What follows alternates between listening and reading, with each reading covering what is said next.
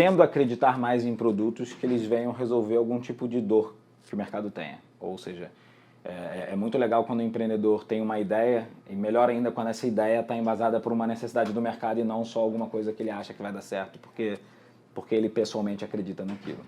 Se ele pessoalmente acredita em alguma coisa que notoriamente tem demanda no mercado, eu acho que a chance dele ganhar dinheiro é muito maior, porque significa que tem pessoas dispostas a trocar dinheiro por aquilo que ele está pretendendo criar.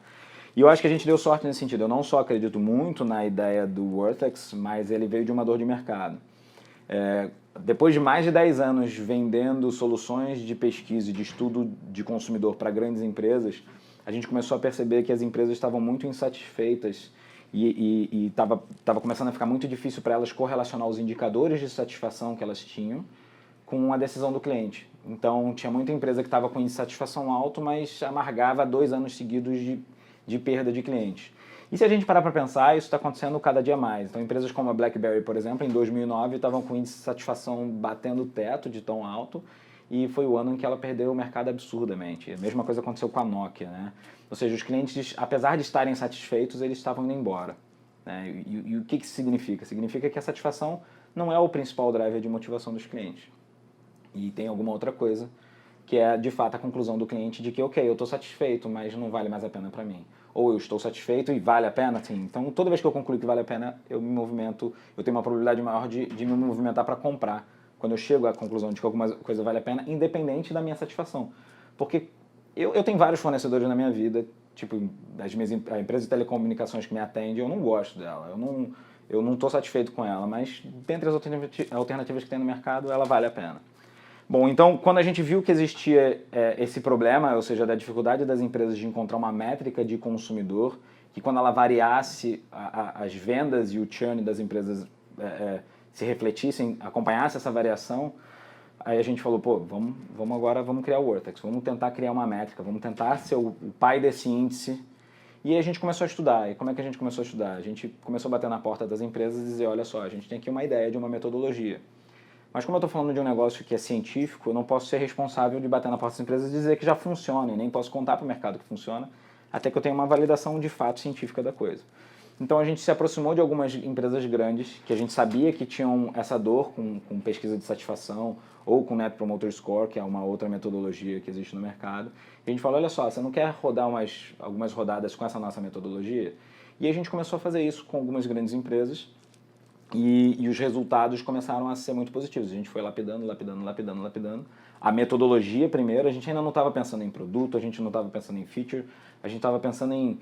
E aí, conseguimos resolver o problema? Conseguimos identificar uma fórmula de criar uma métrica baseada em questionários aplicados em massa para gerar um número que explique de fato a decisão do consumidor? Conseguimos, ok. Aí sim, quando a gente chegou nesse finalmente, para vários setores, a gente falou, opa, agora está na hora de lançar. Está na hora de transformar isso em produto. E aí o primeiro passo foi criar um MVP, que é o Minimum Viable Product. E aí que começa, acho que a jornada de empreender e de começar uma empresa. Claro que a gente já estava trabalhando na empresa quando a gente estava validando a metodologia, mas a gente ainda não estava pensando em cliente, a gente ainda não estava pensando em usabilidade, a gente não estava ainda pensando em como cobrar, quanto cobrar. A gente não estava pensando em nada disso, a gente estava pensando, será que a gente consegue resolver o problema? Pô, conseguimos. E aí a gente, a partir do momento que o problema estava resolvido em termos de metodologia, a gente precisava embarcar essa metodologia em uma plataforma que fosse fácil para que Maria, dentro da empresa X, e João, dentro da empresa Y, pudessem usar com muita facilidade e pudessem usar e que eles próprios concluíssem que vale a pena comprar esse negócio que a gente inventou. E aí foi aí que a gente partiu para desenvolver o MVP. O MVP foi basicamente a primeira versão do software com muito poucas features. Muito poucas features. Basicamente entregando o arroz com feijão, que é o cara poder dizer qual era a indústria dele, botar o nome do produto dele, ver o questionáriozinho dele pronto, um linkzinho que ele mandava para a base de clientes e depois um dashboard super simples, onde ele pudesse acompanhar o que estava acontecendo. E era tão simples que ele precisava até, inclusive, exportar um arquivo de Excel para poder fazer análise daqueles dados depois que eles vinham, junto com o algoritmo que a gente trabalhava junto com ele. E aí, a partir daí, sim, desse MVP, que a gente falou, opa, esse negócio tem valor para o mercado, esse negócio tem valor para o cliente. Ou seja, os clientes que estão usando estão gostando bastante. né? E estão gostando tanto que querem aplicar novas rodadas. Eu ligava para cliente por cliente, atendia, acompanhava, ia lá, exportava Excel, gerava... Eu fazia tudo porque era uma grande oportunidade de eu saber o que era o mais importante para aquele bebê que eu estava querendo lançar para o mundo, para aquele filho que eu estava querendo lançar para o mundo.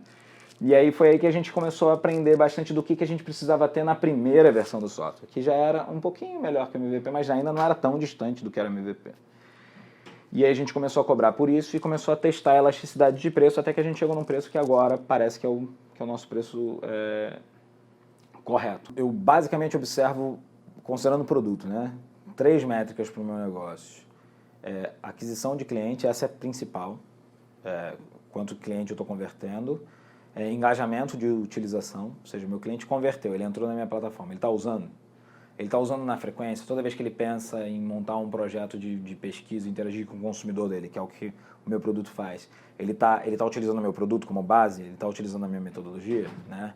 Esse é o segundo. E o terceiro é a saída. O cliente está indo embora, né? Tá cancelando, não está renovando a licença, não está botando o cartão de crédito novo quando o cartão de crédito expira.